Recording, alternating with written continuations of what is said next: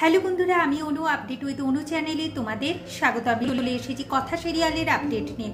কথা সিরিয়ালে তো দেখা যাচ্ছে এভি, কথা এবং কায়দা কানুনে সবাই মিলে পৌঁছে যায় প্রমিতের ফ্ল্যাটে পার্টির উদ্দেশ্যে। সেখানে দেখা যাচ্ছে আমাদের প্রমিতের বুয়াজি এসে পৌঁছেছে। সে আর কেউ নয়, সেটা হলো ম্যান্ডি। ম্যান্ডি এসে এভির গায়ে ঢলে পড়ার শুরু করে দিয়েছে। কথা এভিকে ম্যান্ডির থেকে দূরে দূরে রাখে, তার নজর কাটানোর ব্যবস্থা করে। শুধু কথা কেন, এভিও কথার নজর কাটায়। অন্যদিকে আমাদের ঋতু আর প্র্যাটির তো প্রেম চলতেই থাকে। এইদিকে আমাদের ভ্যাবলাচরণ প্রিয়ের অনেক খেয়াল রাখছে, তার জন্য খাবার এনে দেয়। এমনকি কেক আনতে গিয়ে একজনের সাথে ধাক্কা লেগে আমাদের ভ্যাবলাচরণ পড়ে যায়। কেক তার নাকে, চশমায়, জামায় লেগে যায়। আর এই জামাটা নাকি প্রি তাকে কিনে দিয়েছিল, জামাটা নষ্ট করেছে বলে প্রি তাকে নানান কথা শোনায়।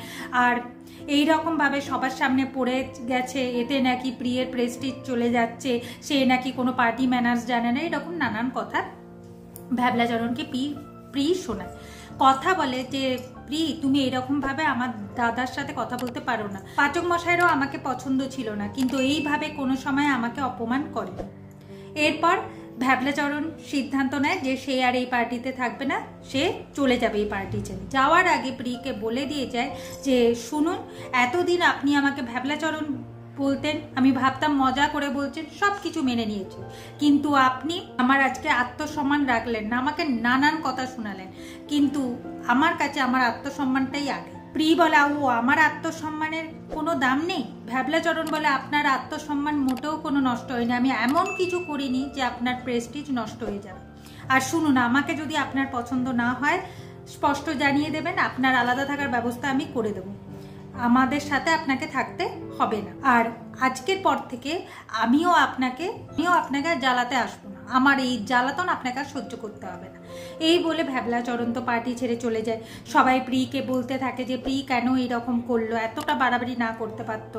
যেহেতু ভ্যাবলাচরণ পার্টি ছেড়ে চলে গেছে, বাকি সবাই প্রমিতের বাড়ির পার্টি ছেড়ে চলে যায়। বলে কিনা পরে আবার দেখা হবে। কিন্তু প্রমিতের আর কিছুই জানা হলো না। তবে ম্যান্ডি বলে যে আমার মনে হচ্ছে কথা এই টনিক বানাতে তার নার্সারির সাহায্য নেবে। এই দিকে প্রমিতের দাদা প্রমিতকে ডেকে পাঠায়। প্রমিতের দাদা এরপর প্রমিতের কাছে জানতে চায় যে কাজটা কত দূর এগোলো। প্রমিত বলে সমস্ত কিছু। আর নার্সারির কথা বললে প্রমিতের দাদা বলে যে হ্যাঁ, ম্যান্ডি ঠিক বলেছে, ওই নার্সারির একটা কোনো ব্যবস্থা কর, আর আমাদের চোরাবাজারি ব্যবসাটা কিন্তু আবার শুরু করতে হবে, তুই পারবি তো? প্রমিত বলে হ্যাঁ আমি পারবো, আমি আগে নার্সারির ব্যবস্থা করি। এইদিকে রাতের বেলায় তো আমাদের অগ্নি ঘুমাচ্ছে, কথা ভাবছে টনিক তো তৈরি করতে হবে, আর বেশি সময় নেই। এইদিকে দেখে যে ব্লাউজের সেলাই খুলে গেছে, তাই ভাবে যেহেতু এখন এভি ঘুমাচ্ছে, এই ফাঁকে ব্লাউজটা সেলাই করিনি। যেই ব্লাউজ সেলাই করতে যায় আমাদের এভির ঘুম ভেঙে যায়, কথা লজ্জা পায়, আর সেলাই করতে গিয়ে কথার হাতে সুচ পোকে।